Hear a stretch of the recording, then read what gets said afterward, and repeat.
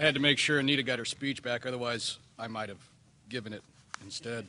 Anita, thank you very much. Anita and I have actually got to work together quite a number of times. We worked together at the city when I was on city council. We've worked together presently with her company and some of the things that we're doing at the county. And so she and I are good friends, and she does tremendous work for this community, both on a public and private basis. Earlier you heard from Ramiro Cavazos. For those of you who don't know, Ramiro and I go back quite a ways. In fact, he was actually the campaign manager for one of our past mayors. And this was back in the early 90s. He was the campaign manager for our current county judge and my dad, Nelson Wolff. So, Ramiro, thank you for always being there for my family and for this community. I was asked to speak about small business today and how important that is to our community. So I figured I would try to relate some real experiences that I've had. And I was sitting down at lunch with our wonderful host from Walmart, and I was writing down some of the companies that I have owned and some of the companies that my father has owned. And I wrote down I had something called Kevco Steel, where I was trying to broker steel out of Houston to different companies. I had a company called Gifts of Taste. This is where I would, it sounds kind of embarrassing now, but I take really pretty baskets and I put stuff in it and send them out as gifts. Gifts of Taste, get it? Yeah. Yeah, I'm sure y'all really remember that place. I had another company called Ultra Hot. This was an import-export company for products out of Mexico that I was attempting to sell here in the States. Every single one of them failed. Then my father, well before this, started a company called Alamo Enterprises back in '63. Over off of Roosevelt was the first one. Bought an abandoned gas station, started selling roofing supplies out of it. In fact, I remember the story really well. He and his father needed $12,000 to open their business and couldn't get a bank loan.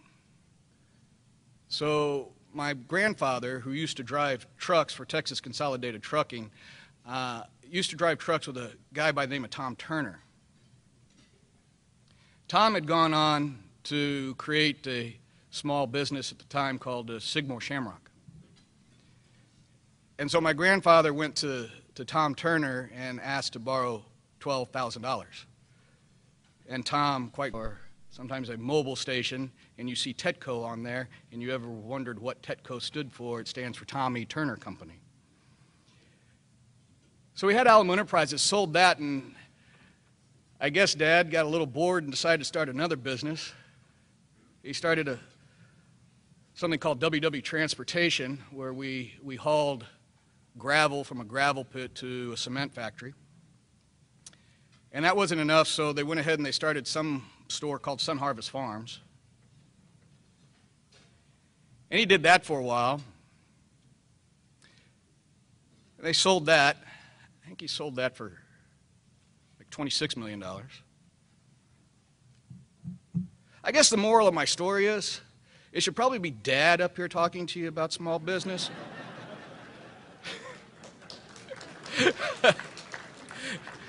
He's been a heck of a lot more successful in it than I have. Here's the reality, okay? Small business runs this country. Now, I was asked to talk about Bexar County, but let's just put all the cards on the table. Small business runs this country.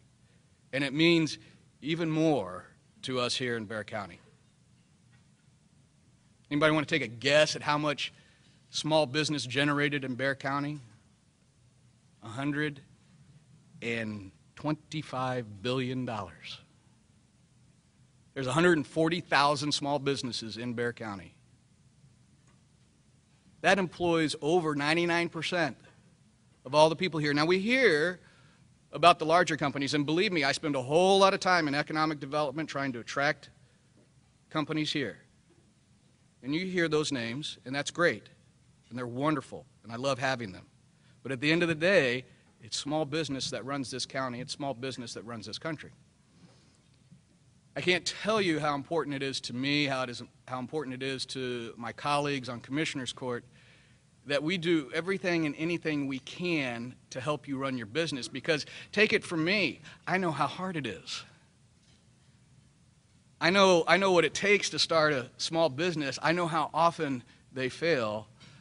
I know how difficult it is to keep them going. I guess really what I'm trying to say is it takes grande cojones to run a small business. You guys all need to pat yourself on the back for that. Now, I wanted to, for those of you who don't know what that means,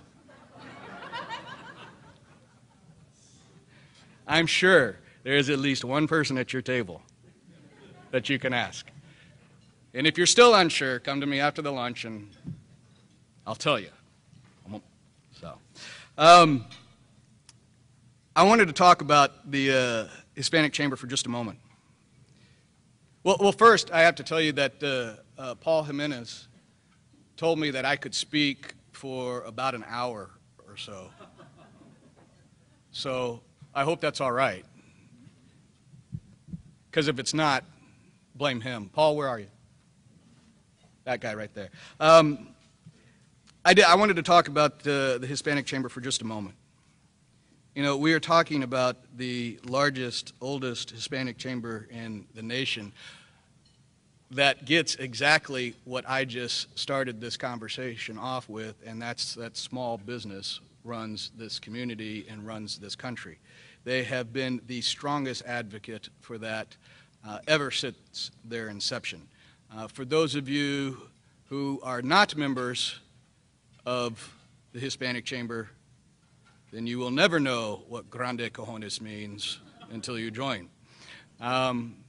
They are a tremendous organization, and let me tell you why. Not just because they have your best interest at heart, but because they are probably your best access to government and community initiatives. They come to Commissioner's Court.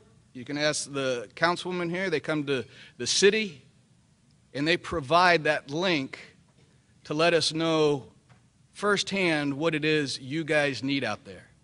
They are a huge advocate in that realm. So for those of you who are members, utilize that membership accordingly. Every time Ramiro calls, I answer the phone, and we try very diligently to support them and you to our best ability.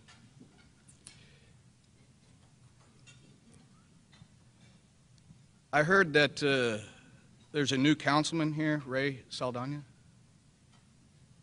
If he's not here, I have to tell you a quick story about Ray. I'm especially going to tell it if he's not here because he's a lot younger and stronger than I am. So, okay, so he was running in this race recently. He ran a very good race. And how many people have heard of Jesse James Leja? Yes, yes, two-time world champion.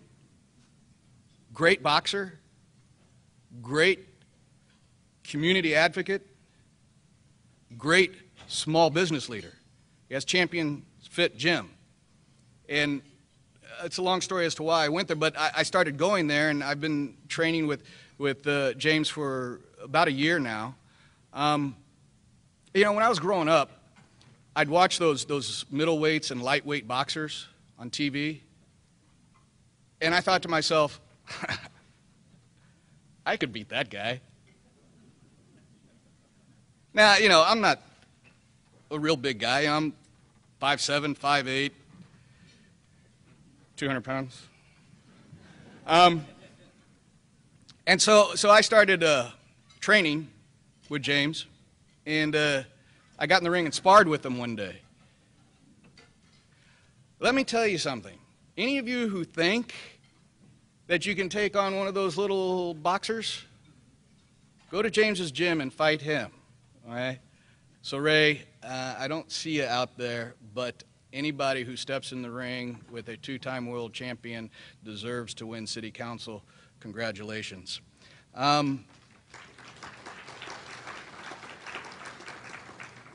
Last piece I'll tell you about is obviously the county has its own swim-bee program. It is vitally, vitally important to us. You need to know that we are a resource. We try to reach out as best we can, and sometimes we do a good job of that, sometimes we do a poor job of that.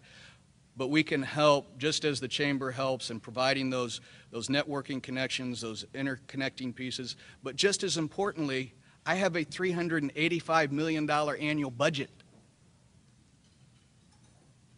$385 million that I try desperately to give out to local small business. I am open for business is what I'm saying. So keep that in the back of your mind. Call Bexar County. Call the Hispanic Chamber. We're here to help you and keep those cojones in place. Thank you.